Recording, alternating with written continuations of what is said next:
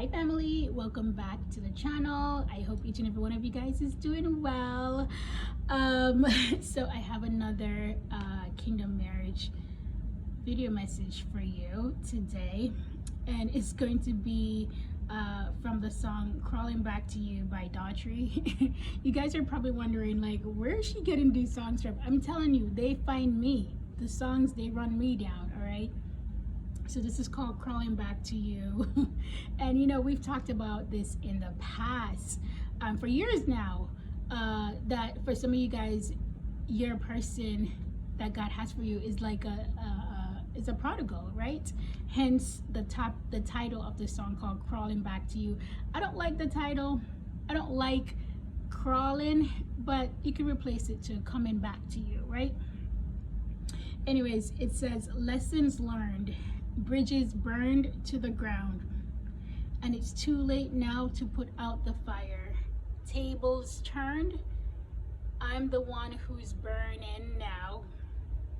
Well, I'm doing all right till I close my eyes, and then I see a face, and it's no surprise. Just like that, I'm crawling back to you, just like you said I would. I've swallowed my pride, now I'm crawling back to you. I'm out of my head, can't wait any longer.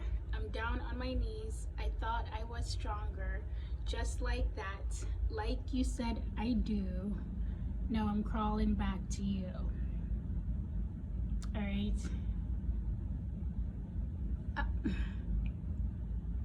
It says lessons learned. You know, some of you guys, you were in partnership with this individual, right? This could have been a marriage or some relationship, and God allowed this breakup to happen, and God spoke to you. Okay, God spoke to you and told you that he was going to bring this union back together, okay? Because some of you guys really need to not be back with some of your exes, okay? This message is only for the people who God have spoken to and said he's gonna bring this union together, all right? If you're dealing with a prodigal spouse, you know what I'm talking about, right? But yeah, God will separate two people just so you can grow separately, all right? You'll grow. God will take both of you guys through these experiences and through these circumstances, if you may, just so you can grow, okay? Because God is all about longevity. He wants his marriages to last the test of time, because the divorce rate is just crazy right now, okay? So he's like, okay, I gotta put some things in place to make sure my marriages, the one that I've ordained, will last the test of time, all right? Will stand the test of time. So lessons learned, okay? They will learn some lessons as they're out there, okay? Bridges burned to the ground. For some of you guys, they feel like they burnt a bridge with you. They burnt a bridge with you. They felt like, you know, they hurt you in some kind of way, you know? And they feel like it's probably almost like too late.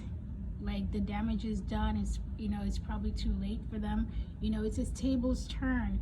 I'm the one who's burning now. You know, in scriptures, it says you reap what you sow.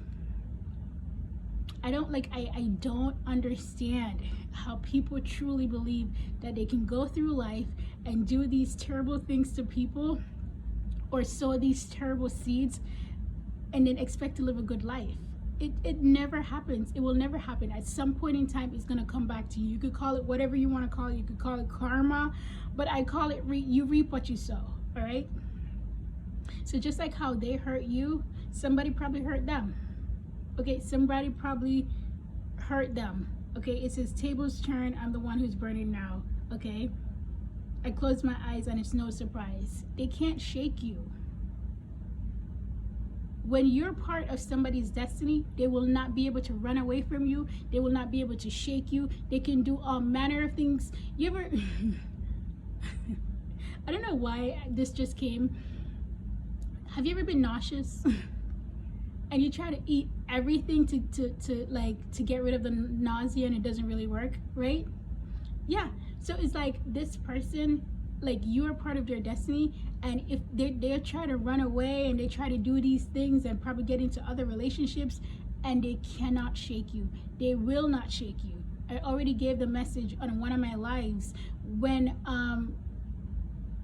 your next step will haunt you. Your next step will torture you until you take it. And if you are your person's next step, I'm telling you, they're gonna see your name everywhere. They're gonna see people who look like you everywhere. They won't be able to run away from you because you are their next step. All right. It says, just like that, I'm crawling back to you. I hope you guys didn't say, oh, you know, you're gonna come back to me. Watch. Hopefully it wasn't like that. But yeah, there's a lot of pride. You know, a lot of these spouses, they have a lot of pride. Pride is one of our biggest issue in the world. Pride is one of is a great issue in our society right now. Don't even get me started about pride. But pride allows people to not do the right thing. Okay? And that's why it says, like, they have to swallow their pride. The prodigal in the Bible had to swallow his pride.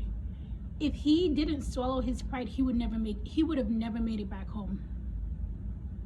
Do you know how difficult it must have been to feel like, oh my gosh, I wasted all my inheritance, and then now I have to crawl back to the father, his father. You have to really put your pride at bay. You got to swallow that thing, right?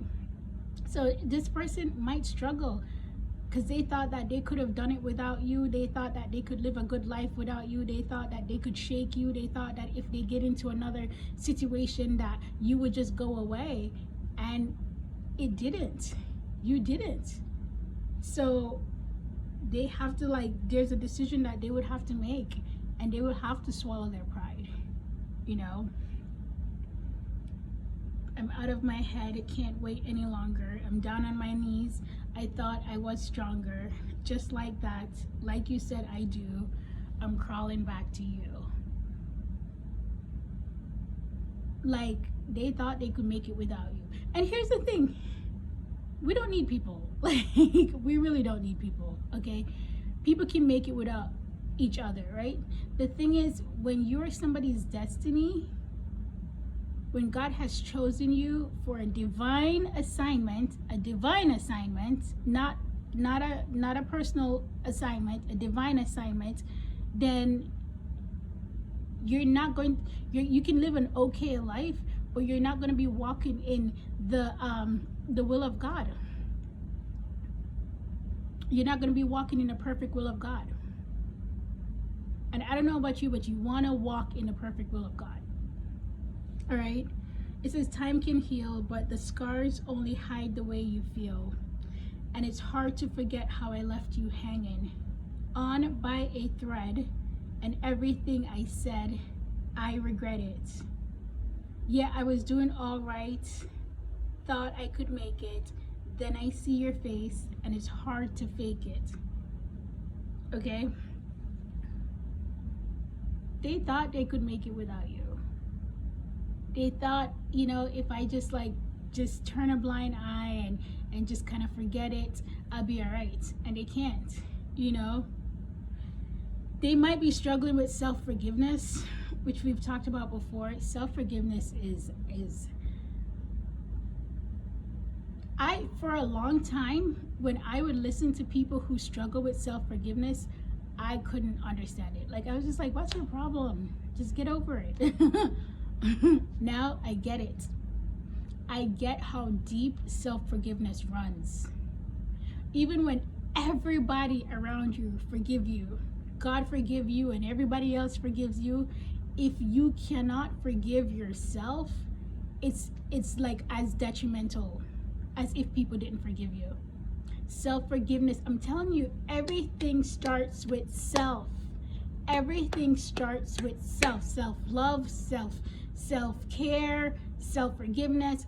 Everything starts, in order for you to give love and care and respect to others, it starts with you. And I'm telling you, people struggle with self-forgiveness. And I'm telling you, it doesn't even matter what the situation was. It could be like the smallest thing. And you're like, what is your problem? Self-forgiveness is a big deal. It's not talked about hardly enough in our society. All right, this person might struggle with self-forgiveness because they felt like they left you hanging. They felt like they betrayed you. Okay, and that could cause a lot of people to not move, not do the right thing, to delay, to just whatever. Self-forgiveness. So self-forgiveness mixed with pride is like a combination of like destruction, right?